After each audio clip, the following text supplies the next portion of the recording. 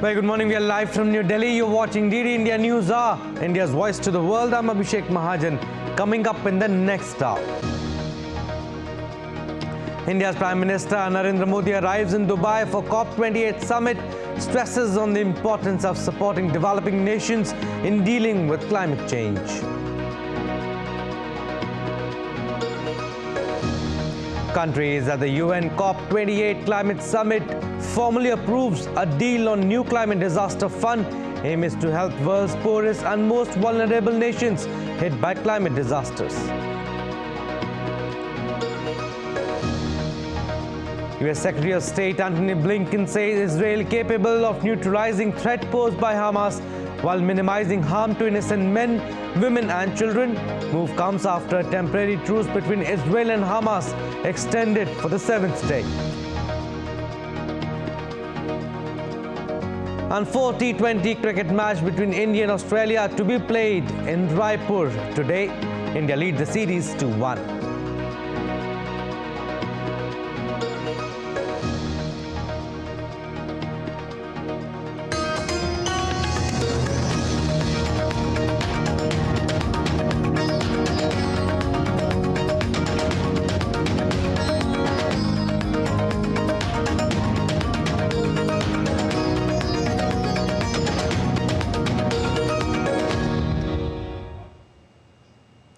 Indian Prime Minister Narendra Modi is in Dubai to take part in the COP28 summit.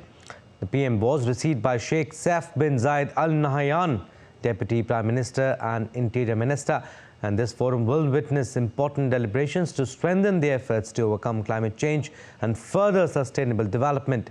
During this visit, Prime Minister will also be interacting with various world leaders on the sidelines of the summit.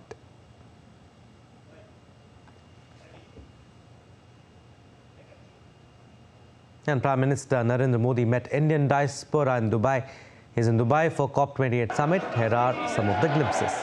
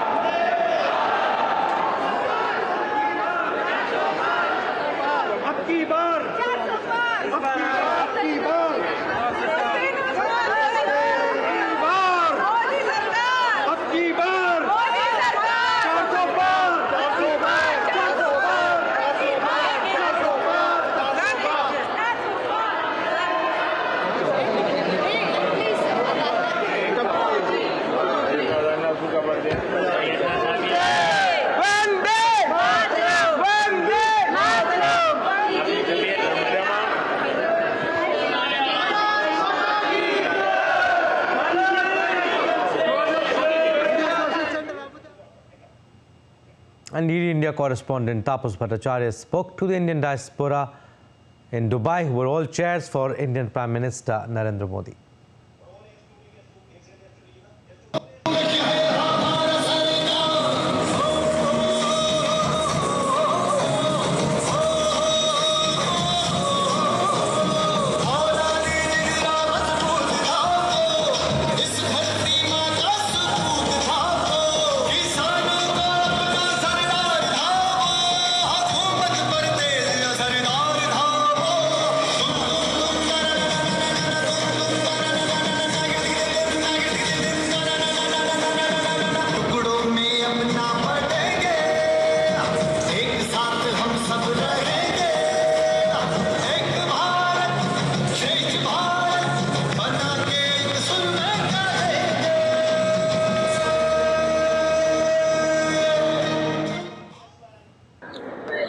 Prime Minister Narendra Modi has come to Dubai and there is excitement in the air, and the Indian diaspora were waiting for a long period to get a glimpse of him.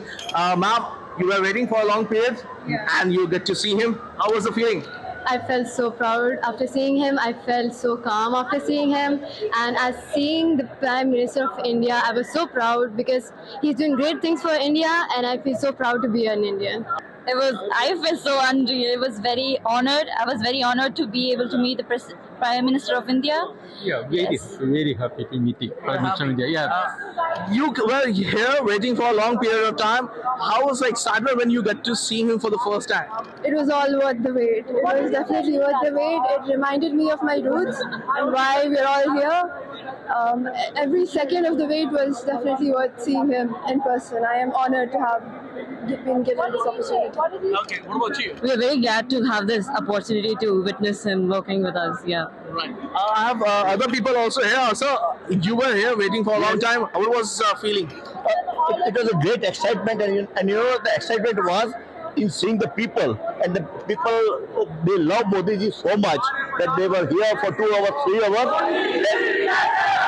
This is what the people feel about Modi ji, and he was so energetic. He met everyone. It's a great feeling, and it's always energized. So yeah, he's straight from the airport, and everybody would be tired, but he loved to see so many people, and it get engaged. It's a great feeling. You see, Prime Minister Modi is absolutely a crowd favorite here in Dubai, and they are waiting with bated breath to see him. And they are here in large number to get a glimpse of Prime Minister Narendra Modi, who has come here in Dubai to take part in the COP28. With camera person Shishish, this is Taposh Bhattacharya for TD India from Dubai. And this year's UN Climate Summit, 28th session of the Conference of the Parties, or COP28, opened in Dubai, United Arab Emirates. At the opening plenary of COP28, a landmark decision was adopted on operationalization of the Loss and Damage Fund. The decision was strongly supported by India too. COP28, or 28th session of the Conference of the Parties, opened in UAE on Thursday after its presidency was passed to COP28 President Sultan Al Jaber at opening plenary in Dubai. At the onset, symbolizing multinational unity in the face of climate change, delegates approved the COP28 presidency's negotiations agenda during the opening plenary of COP28. We must ensure that this COP delivers the most ambitious global stocktake possible. So let's work efficiently. Let's agree on the agenda and move to text quickly. Summit aims to address some of the most pressing issues related to climate change. Countries at the UN COP28 Climate Summit formally approved a deal on a new climate disaster fund. UAE committed $100 million to Loss and Damage Fund for delivering for vulnerable communities.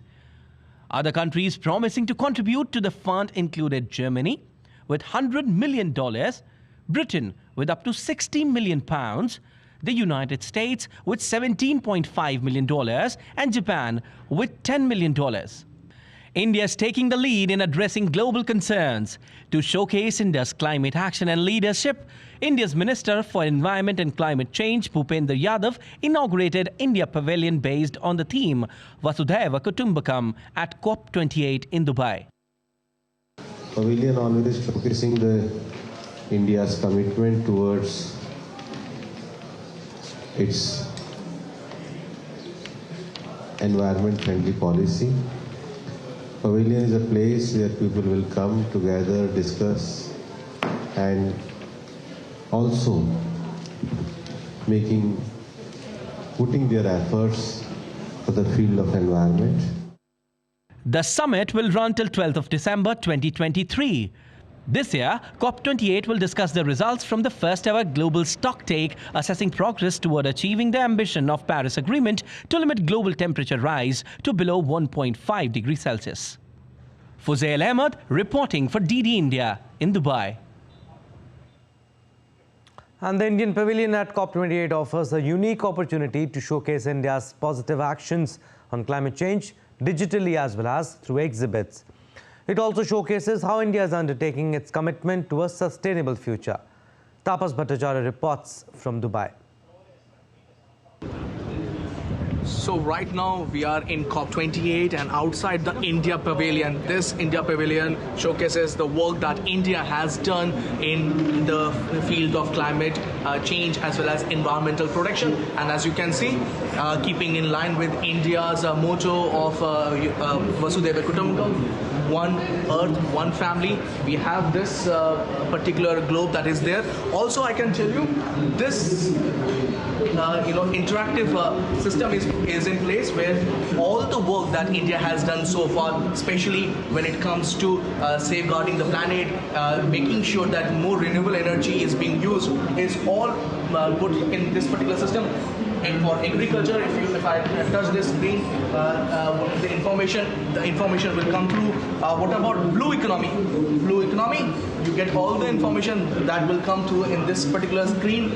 Then what about India's India Cooling Action Plan? So India Cooling Action Plan is also something that if you want to know, you want to get an idea, you can find all the information here. So all the important aspect of India's G20 presidency, which leads to environmental protection and climate action and making sure that we keep up the 1.5 degrees Celsius of national determined targets that have already been done, is all put in this particular place. And you can see this is done in a very aesthetic manner. The whole wall has been built showcasing India's virtue of how to safeguard the planet. And Prime Minister Narendra Modi will be coming in COP28 and he will be participating in the leadership summit. And as I mentioned, that it will be a major point for the governments to work together, and as it's mentioned, one earth, one family, one future.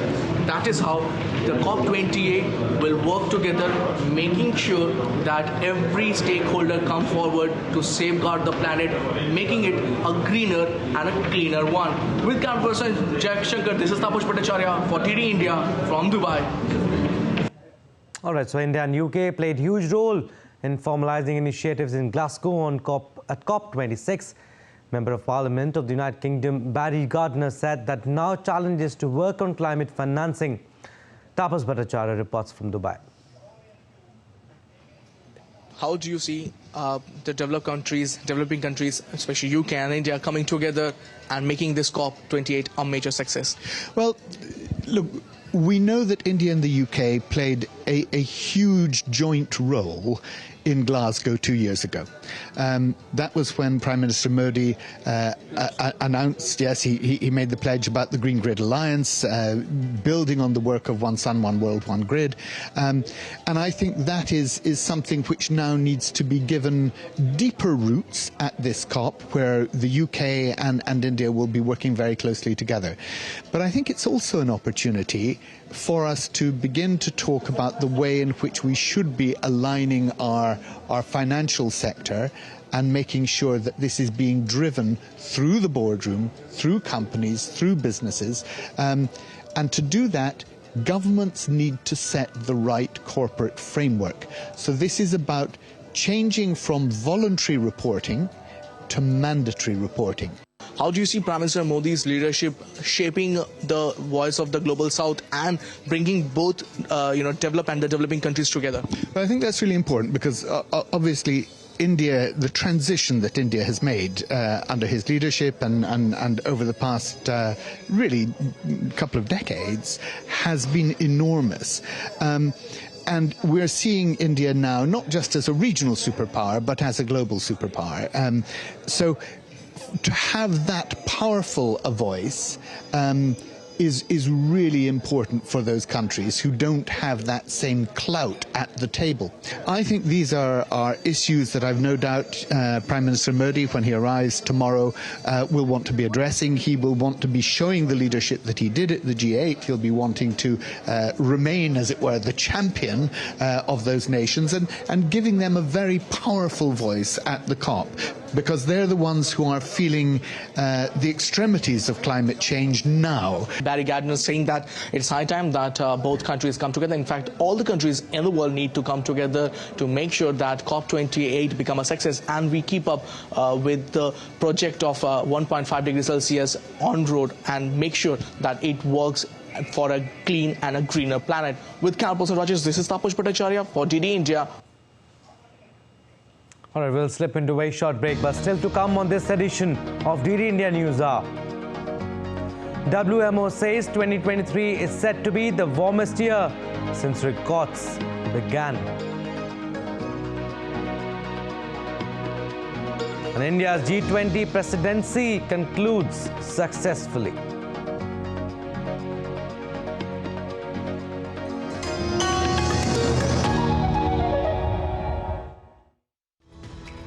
We just don't bring you the news as it unfolds. We get to the heart of the matter. We don't just present facts. We demystify complex social, political and economic events. We break stories that shape the world's present and future because you deserve the truth. I am Tanvi Taneja from New Delhi. I'm Ollie Barrett from London. I'm Nick Harper from Washington, D.C.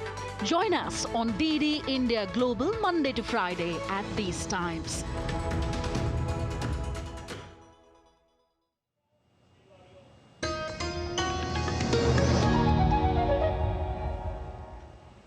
Welcome back. You're watching DD India News Hour. I'm Abhishek Mahajan. As COP28 kicks off in Dubai, the World Meteorological Organization, or WMO, says 2023 is set to be the warmest year since records began. The UN agency, which is headquartered in Geneva, made that stark warning in its provisional state of the Global Climate Report. DD India's Giles Gibson has more. This report lists a series of records that have been broken in 2023. So greenhouse gas levels, global temperatures and sea levels have all risen to record highs this year. Meanwhile, the amount of sea ice in the Antarctic has melted down to a record low. The Secretary General of the WMO, Professor Petteri Talas, says all of this mounts up to a deafening cacophony of broken records. Meanwhile, the Secretary General of the United Nations, Antonio Guterres, says that we do know how to limit global warming, but that world leaders need to do more. Record global heating should send shivers down the spines of world leaders, and it should trigger them to act. We have the roadmap to limit the rise in global temperature to 1.5 degrees Celsius and avoid the worst of climate chaos. But we need leaders to fire the starting gun at COP28 on a race to keep the 1.5 degree limit alive. The release of this provisional report has been timed to coincide with the start of COP28, with world leaders, climate scientists and activists gathering in Dubai to try to work out how to get efforts to curb global warming back on track. Now, part of the 2015 Paris Climate Agreement was to try to keep global warming below 1.5 degrees Celsius above pre-industrial levels. However, in this report, the WMO is saying that we've already hit 1.4 degrees in 2023, and with the El Niño effect, in 2024 temperatures are set to rise even higher. So as COP28 kicks off with 2 weeks of negotiations in Dubai, it looks like that target of 1.5 degrees is already on life support. Giles Gibson in Rome, reporting for DD India. The Australian and Indian High Commissions to the United Kingdom co-hosted the inaugural Indo-Pacific Conference in London to strengthen Indo-Pacific resilience on Thursday. Indian High Commissioner to the UK, Vikram Doraiswamy, said the focus is to create opportunities for everybody to partner in an Indo-Pacific approach. Our partnership also enables us to work in loose coordination in areas of mutual interest. So, for instance, we've also stepped up our partnership in the Pacific Islands Forum. We consult closely with our Australian friends about that. We work closely with the Pacific Island nations in addressing some of the similar challenges that Australia has long been working strongly with its PIF partners. As India formally hands over G20 presidency to Brazil, here's a look at how 200 hours of non-stop negotiations, 300 bilateral meetings and 15 drops went into achieving consensus, paving the way for G20's adoption of New Delhi Declaration.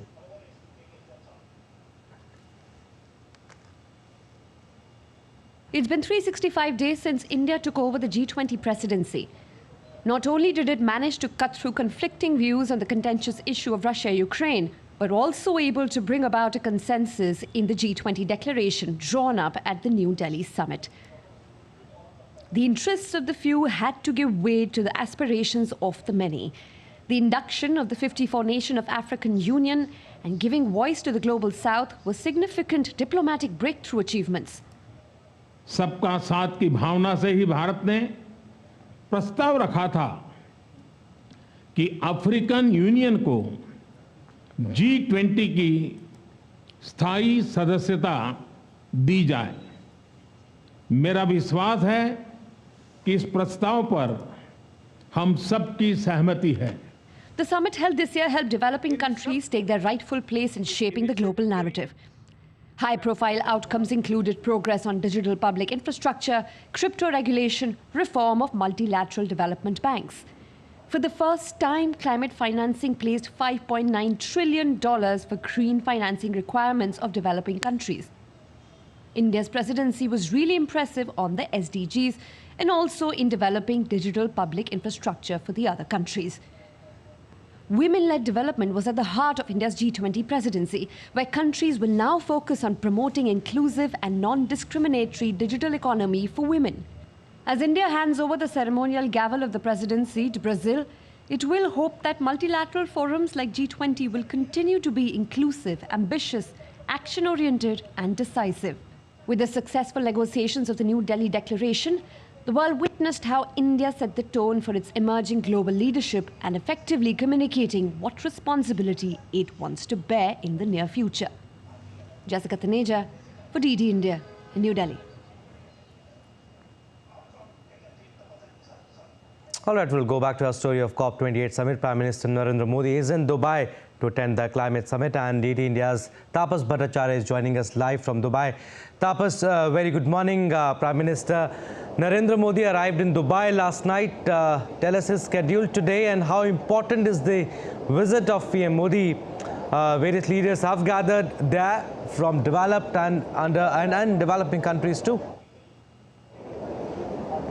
Yes, right, Abhishek. It's definitely a watershed moment in human history. If we are to keep the 1.5 degrees Celsius, a deadline for the climate change, it is imperative that COP28 becomes the major landmark in that arena. In fact, the developed countries and the developing countries are both converging to make sure that they take a take place in this particular COP28 and understand where they lag and where they need to go beyond what is currently required. Remember, if we go by currently the scenario of keeping with the Paris Agreement of 1.5 degrees Celsius of the emission norm, right now, as per and data, 250 gigaton of carbon dioxide is left, to cross the threshold of 1.5 degrees Celsius. And as per that data, of every year, more than 50 gigawatts of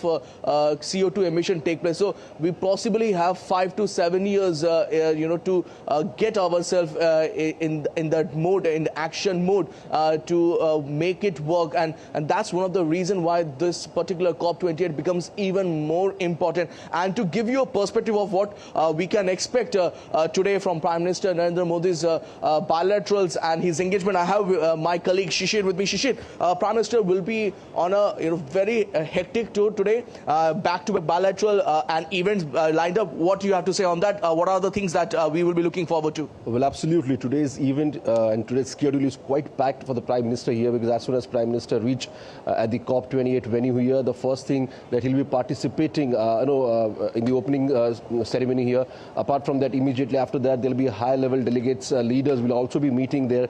Immediately, some of the bilaterals meetings have also been lined up here. But what is most important from India's perspective, Tapas, is 3 important side events, out of which 2 important side events are actually connected to the climate financing. So the first that he will be attending is, of course, the leadership, the event on the credit program, the credit program that the country has started earlier. Green credit program. Green credit program, along with the UAE, obviously, and the UAE is co-chair and co-host of in this particular program. So that's the first event that Prime Minister side event will be attending here. The second is, of course, the LEAD IT. You must be knowing that LEAD IT initiative that India and Sweden started in 2019. Now this is LEAD IT 2.0. Going forward, probably both the countries will see further collaboration, that how they can go ahead and obviously include the private sector also in it. So the LEAD IT is the second important side event, and the third one is, of course, the climate financing. That is most important, factor that probably all the eyes set on, because that's where exactly the buck stops here. That who will pay for it and how much will pay for it. So that's the three important side events, and we should not forget the bilaterals in between as well. Absolutely. Because when we go for these side events, the most important, as we have to garner the support from the other countries as well, and that's the reason these bilateral, probably we may say that quite important from India's perspective, when India put forward its best foot in the COP28. Yes, Abhishek, as Shishir mentioned, it is imperative that India takes a lead role in that discussion in this particular COP28, because remember, we are currently the voice of the global south. Everybody in African countries are looking up to India, and you remember more than 700 million people currently still are without an access to electricity in Africa, and it is imperative that their voice must be heard in this COP28, and who better than India to provide that here in this particular COP28. Tapas, one more question before we leave both of you. I mean, whoever wants to take this question. India has walked the talk when it comes to climate change. Combating climate change has been the top priority and top focus for India, and we saw that in G20 also. But all eyes will be on the outcomes of COP28 and India's role too, which is very important. Right, it is imperative that India takes a lead role, as I mentioned, and it is early because it's the second day of the COP28 to understand what kind of outcome we are expecting. This particular COP28 is a stock-taking COP28 where all the nation will come and give their NDC targets, that is the nationally determined contribution targets that they have agreed on in the Paris Agreement, and what they have done to achieve that. Let me just get a quick response from Shishir. Shishir, NDC targets, everybody has given, all the countries. Almost, most of the countries falling short of their meeting the targets. India still on track. In fact, have actually done much more, isn't it? Well, absolutely. But before that, let me remind you that in last year also we have submitted a report which shows that how we have actually inching towards closing our targets here. As far as the carbon emission is concerned, as far as the green energy usage is concerned, so whatever the targets India had set earlier, almost we are actually completing almost 20 to 30% we have completed last year. This time around, most probably 40 to 45% or beyond that we are going. So that's an important target, and that's the reason India is also saying to other developed countries as well that let's do walk the talk, because especially most of the time the underdeveloped countries, we can say, or developing countries, we can say, are actually working on it, and that's the reason the global south is also looking at the India when it comes to completing the target. At the same time, most of the countries saying that when we complete target, we should get the incentives, and that's what India is coming forward, that to be the voice on this international platform. In fact, Abhishek, India has updated its NDC targets twice. In fact, they're saying that we actually gone beyond what we have said, and we want to do much more than what is there. So, who's going to walk the talk? India is doing that, and it's calling all the nations in the world to unite in this COP28. Abhishek. Thanks for the time being, Tapas and Shishir. Will keep taking updates from you. You both have a busy day ahead. Now, let's take a look at other stories making news today. The 24th edition of Hornbill Festival is scheduled to begin from Friday in the northeastern state of Nagaland. The festival will be held in Kisama village, 12 kilometers from the capital Kohima. The festival will witness the US, Germany and Colombia as partner countries. The 6th edition of the ongoing World Congress on Disaster Management being held in the hilly state of Uttarakhand is scheduled to come to a close on Friday. The conference witnessed the best of science, policy and practices to enhance understanding of risk and advance actions for reducing risk and building resilience to disasters. World AIDS Day is being observed globally on December 1st. To highlight the message and importance of the day, famous Indian sand artist Doordarshan creates sand art on the beach in Puri with a message of keep the promise. All right, time now for another short break, but still to come on this edition of DD India News Hour. Russian missile attacks Ukraine's eastern Donetsk region, kills 2, 10 wounded. On World AIDS Day, UN report highlights how world can end AIDS by 2030.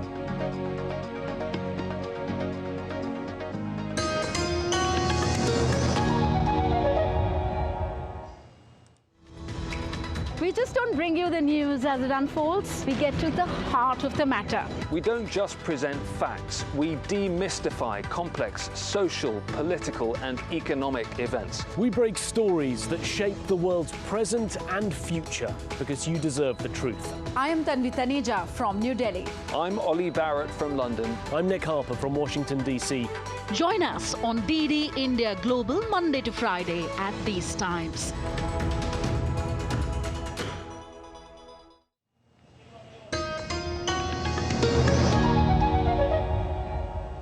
Welcome back. You're watching DD India News Hour. I'm Abhishek Mahajan. Some more stories. And in fact, the recap what we have done so far. India's Prime Minister Narendra Modi is in Dubai for COP28 summit. PM Modi stresses on the importance of supporting developing nations in dealing with the climate change. Countries at the UN COP28 climate summit formally approves a deal on a new climate disaster fund. Aim is to help world's poorest and most vulnerable nations hit by climate disasters. US Secretary of State Blinken says Israel capable of neutralizing threat posed by Hamas while minimizing harm to innocent men, women and children. Move comes after a temporary truce between Israel and Hamas extended for the 7th day.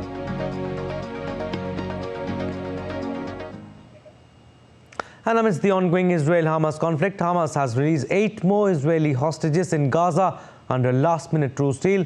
Post-release, the hostages were taken for medical checkup early on Friday morning. Earlier, 2 women hostages were freed, whom Israel identified as 21-year-old Mia Skem and 40-year-old Amit Susanna. Later, Hamas also released a group of 6 more hostages, including 4 adults and 2 teenagers, while Israel was expected to release 30 prisoners in exchange.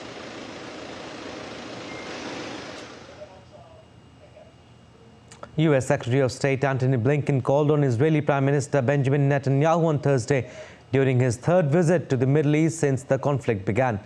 Post the meeting, Blinken spoke to media where he said that Israel is capable of neutralizing the threat posed by Hamas.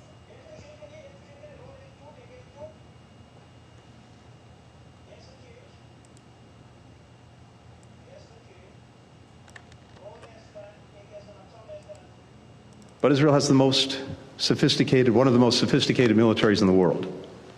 It is capable of neutralizing the threat posed by Hamas while minimizing harm to innocent men, women, and children. Updates now on Russia-Ukraine war. Russian missile attacks Ukraine's eastern Donetsk region on Thursday. 2 people were killed and 10 were wounded, including 4 children in the attack. As per Ukrainian officials, a family of 3 were believed to be still trapped under rubble following overnight missile attacks. Ukrainian police further said 9 private houses, a police station, cars and garages were also damaged.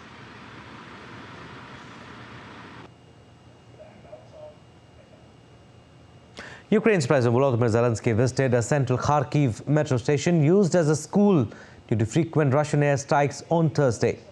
He spoke to the children and asked them about the details of their studies. Kharkiv has built dozens of classrooms in metro stations to allow some pupils to return to in-person teaching. Earlier that day, Zelensky had also visited troops near the Kupiansk sector of the front line in the country's northeast, thanking troops for their sacrifices.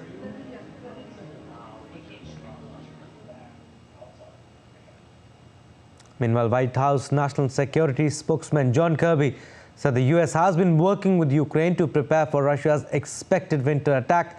Kirby added U.S. expects that Russia will try to destroy Ukraine's critical energy infrastructure this winter. Russia sought to destroy Ukraine's critical infrastructure, the energy infrastructure, and to deprive the Ukrainian people of access to heat and electricity at the coldest time of the year. Russia tried to break the will of the Ukrainian people, but of course it failed.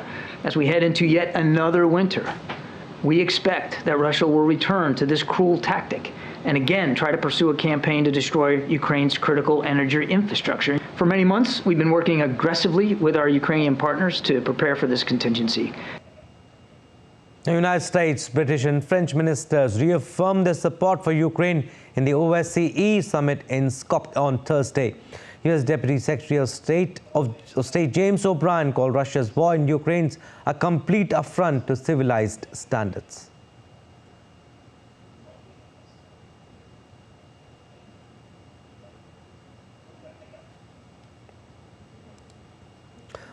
Meanwhile, UK's Minister for Armed Forces James Hepe stated that his country would keep providing Ukraine with economic, military, humanitarian and diplomatic support. OSCE principles of sovereignty, territorial integrity and non-use of force should be the foundation of peace on the European continent. Russia has trampled on these principles with devastating results. Ukraine is fighting not just for its freedom, but the right of all nations to make sovereign choices free from coercion. Sustaining Ukraine's success means sustaining our support. The UK will continue to provide the economic, military, humanitarian and diplomatic support to ensure that Ukraine prevails. Now, Slovak truckers are gearing up to launch a blockade on the border with Ukraine. Joining forces with Polish protests, the truckers aim to secure restrictions against Ukrainian drivers. DD India correspondent in Budapest, Pablo Guterres, reports.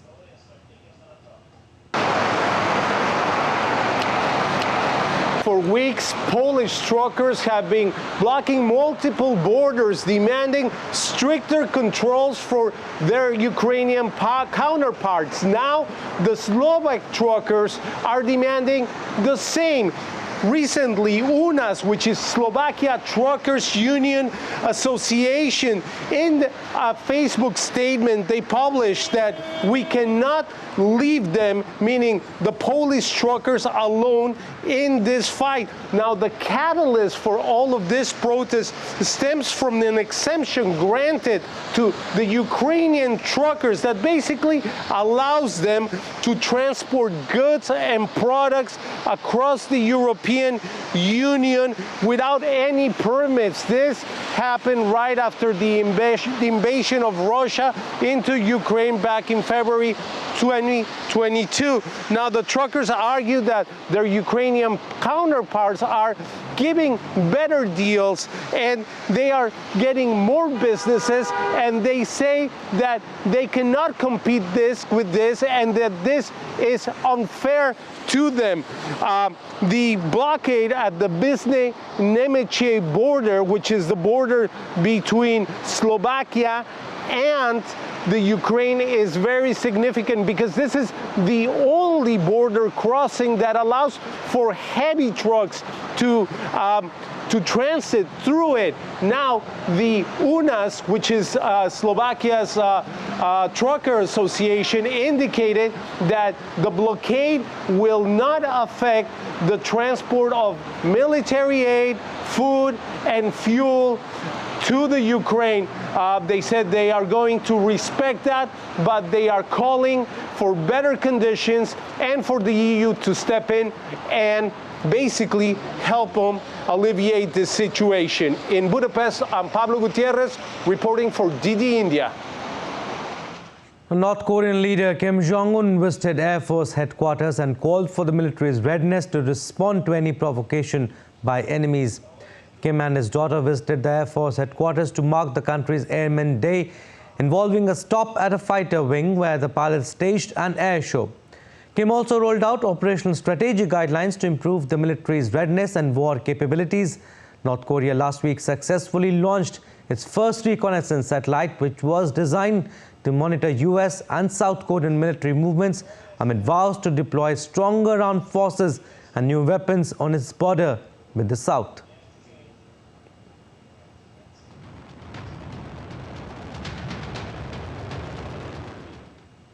And also the space race between North and South Korea hots up on Saturday when, after a few days' delay, the South's first spy satellite is due to blast off into orbit from a launch pad in California. North Korea launched its own satellite last week, and South Korea has just sanctioned 11 people involved in North's ballistic missile program. And also, for more on this, DD India's Andrew Wood is joining us. Andrew, tell us about this South Korea's space program. Had to be launched on November 30th, got postponed.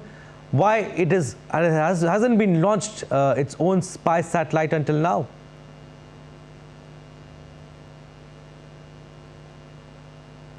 Well, the South Korea space program goes back 30 years, but it's mainly been commercial in nature. South Korea usually uses other countries' rockets to launch its satellites, and they're sort of for looking at things like land cover, helping farmers, and so on.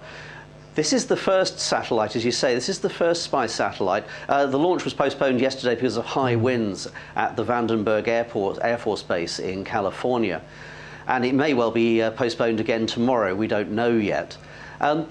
The idea is that although America and Japan as well are becoming more generous with the information that they share with South Korea and share with each other about what's going on in North Korea in particular, and to a lesser extent China, if you have your own spy satellite, you can start looking at North Korea when you want to. You're not relying on the Americans having a spy satellite in the right place at the right time. South Korea gets a certain amount of independence by launching this. And this is actually the first of 5 satellites in total that it wants to launch. They're all going to be launched on a SpaceX rocket, a private sector rocket, rather than American government or military rockets. Andrew, also, what are these sanctions that South Korea has imposed on scientists and engineers involved in North Korea's space and ballistic missile program?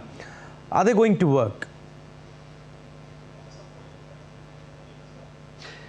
Well, 11 individuals are sanctioned, and South Korea announced the sanctions simultaneously with Japan, Australia and the United States. And it's the first time that all 4 of them have announced sanctions at the same time. The sanctions are against these people is that they're not allowed, or if they have any assets in Japan, Australia, South Korea or America, they will be frozen. And American, Japanese, South Korean and Australian citizens are forbidden doing business or dealing with these people who are involved heavily in North Korea's rocket and ballistic missile program. I doubt very much they're going to work. It's more of a symbolic thing. There have been dozens of sanctions over the past 20 years in particular. The United Nations Security Council has sanctioned North Korea many times, forbidding it to launch ballistic missiles or to have a space program. North Korea has always said that as a sovereign country, it has a right to launch satellites into space, though.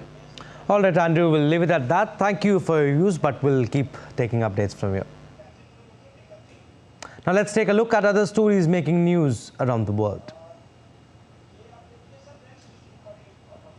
The Pirelli calendar is celebrating its 50th edition with its first ever black photographer, Prince Gayassi. This year, Gayassi selected the theme timelessness because of its misconception. The young photographer assembled what he called his Avengers, people who are both household names and ones he wanted to illuminate. Actresses Angela Bassett and Teyana Taylor, former soccer player Marcel Desley and King Otumfuo Osei 222 were also featured in this edition. British Prime Minister Rishi Sunak lit the traditional Downing Street Christmas tree in London on Thursday. Before lighting the tree, Sunak took the opportunity to thank workers in the NHS, the police force and the armed forces who would not be able to spend Christmas with their families. Britain's William Prince of Wales and Catherine Princess of Wales arrived at the Royal Albert Hall on Thursday for the Royal Variety performance. The Royals greeted guests inside the venue ahead of the televised show, which features performers, singers and talent acts. Swedish royals, Princess Victoria and Prince Daniel were also present at the event.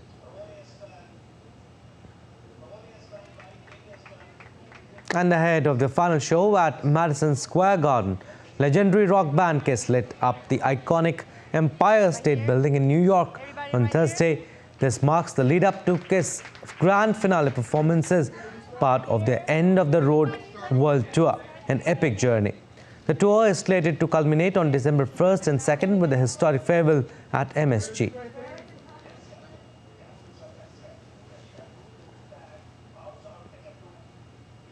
HIV/AIDS is a global health challenge affecting millions, with new infections declining, treatment options improving, ongoing research for a vaccine, and the support of organizations and individuals worldwide. Hope shines through. Today on World AIDS Day, let's explore the progress made and the road that lies ahead.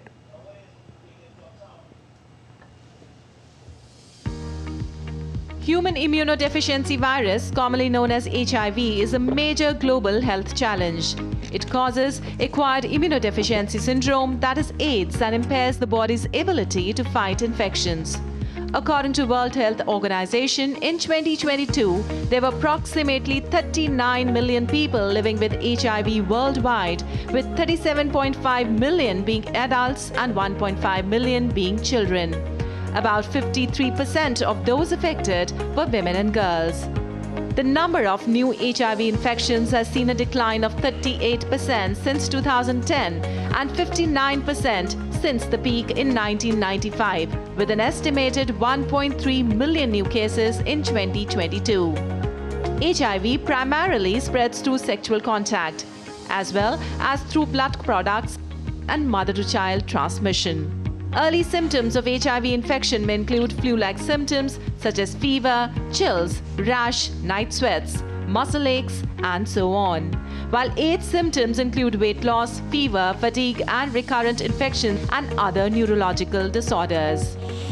While there is no cure for AIDS, adherence to antiretroviral regimens can slow down the disease progression and prevent complications. Vaccines for HIV are still being developed. In India, the estimated number of people living with HIV/AIDS in 2019 was around 2.34 million. The HIV prevalence in the country has been decreasing since 2000 and stabilizing in recent years. Efforts are being made to combat the epidemic through the National AIDS Control Program. Although challenges persist, progress has been made in reducing stigma and promoting safer behaviors. With continued support, education, and access to treatment and prevention methods, we can strive towards a future where HIV/AIDS is effectively managed and the number of people affected is minimized. Sujata Lochab, DD India. Time now for another short break, but still to come on this edition of DD India News Hour. Fight against gender-based violence intensifies.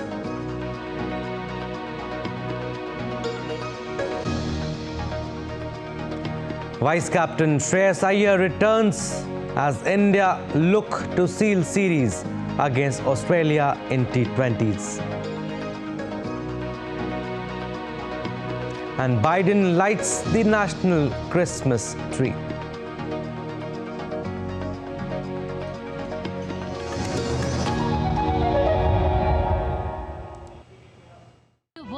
Never stops, where information shapes our reality. One app stands out, helps you stay ahead of time. Introducing the DD India app, your gateway to a world of news right at your fingertips. Your most trusted source of news goes global, goes digital. Explore a world of options, top stories, live updates, in-depth analysis, and more. Stay informed wherever you are. Real-time alerts keep you ahead of the curve always. The DD India app, connecting you to the world one story at a time. Download now and explore the world of knowledge, insights, and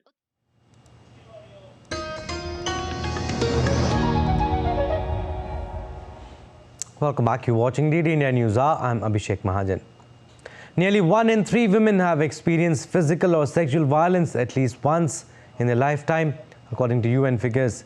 Campaigners say leaders must put their money where their mouth is and invest in protecting women.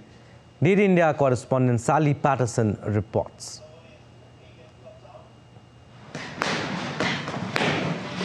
Melissa Saintville says she's been fighting all her life. Growing up in a broken home, the violence she faced left lasting scars. I've been molested inside my home. You know, I've been getting beat up and abused since the 1st grade all the way up to the 6th grade. Got sent out to the country. You know, so boxing really saved me because now, you know, it showed me how to defend myself. It teaches me discipline and everything, and I needed that because if I didn't have boxing, I don't know where I would have been. Around 736 million women worldwide, or 1 in 3, have experienced physical or sexual violence, according to the United Nations. Fighters in the Team Combat League in New York say boxing can be a powerful tool for building up confidence and overcoming adversity. I don't want to say that 80% of all the people in the boxing gyms have some kind of issue or problem coming in, but a big portion of them do. And it could be as simple as just hitting a bag and getting out that aggression, you know? Just getting out there and having somebody back you and just giving that positive reinforcement. That's what it's all about in our gym. For decades, the United Nations has been working to expose the gendered impact of war and conflict. In recent weeks, highlighting the horror of life in Gaza for women. Without access to clean water and barely any food, mothers are caring for their children, the sick, the elderly, mixing baby formula with contaminated water, going without food for many days so that their children can live another day. But the world body has come under fire for failing to swiftly condemn acts of sexual violence committed during Hamas's October 7th attack. Israeli officials say it will take time to determine the true extent of the crimes. Advocates say it's up to those at the top to speak up on gendered violence and ensure women themselves are at the heart of decision-making. The motion is adopted. Through initiatives like India's Women's Reservation Bill, which reserves at least 33% of seats in the lower house and state assemblies for women. But internationally, just 5% of government aid is focused on gender-based violence. Less than 0.2% is directed to its prevention. I think that we need to teach our boys to leave the girls alone and be nicer to women, right? Like we can't make women grow up and say you have to protect yourself, you have to defend yourself. It's like letting them know it's okay that you can be abused. It's you wanna put love into your men so that they know not to hurt us everywhere we go. The UN's Gender Snapshot shows it will take another $360 billion per year to achieve its gender equality and women's empowerment goals. Campaigners say with enough political will and funding, there's a fighting chance of ending violence against women and girls for good. Sally Patterson in New York, reporting for DD India. OPEC Plus countries failed to reach a consensus on reduction target but agreed to put voluntary curbs on production of nearly 2 million barrels per day for the first quarter of 2024. Oil prices fell after rising by more than 1% earlier in this session after OPEC Plus announced the voluntary output cuts. Saudi Arabia will extend its voluntary oil output cut of 1 million barrels a day to the end of March. The kingdom's oil production will be about 9 million BPD until the end of March 2024. The United Arab Emirates and Kuwait will also voluntarily cut its oil output. Brazil has been invited to join the OPEC Plus group of oil-producing countries during President Luiz Inácio Lula da Silva's trip to Saudi Arabia, but is yet to respond to the invitation. Now, Tesla on Thursday announced prices for its long-delayed Cybertruck electric pickup, starting at $60,990 for the lowest cost variant. Musk drove a Cybertruck onto a stage to cheer from the crowd and later handed keys to about a dozen customers at a delivery event in Texas. Cybertruck, Tesla's first new model in nearly 4 years, is critical to its reputation as a maker of innovative vehicles.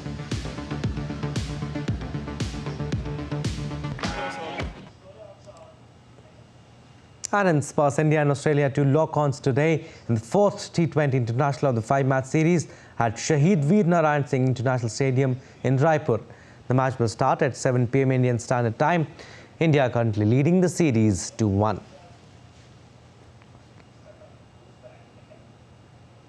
US President Joe Biden and First Lady Jill Biden attended the 100th annual US National Christmas Tree Lighting Ceremony in Washington on Thursday. Biden wished Americans a Merry Christmas by lighting the national Christmas tree. Earlier in the week, there was a brief moment of uncertainty when the tree toppled over due to strong gusty winds. All right, you got it.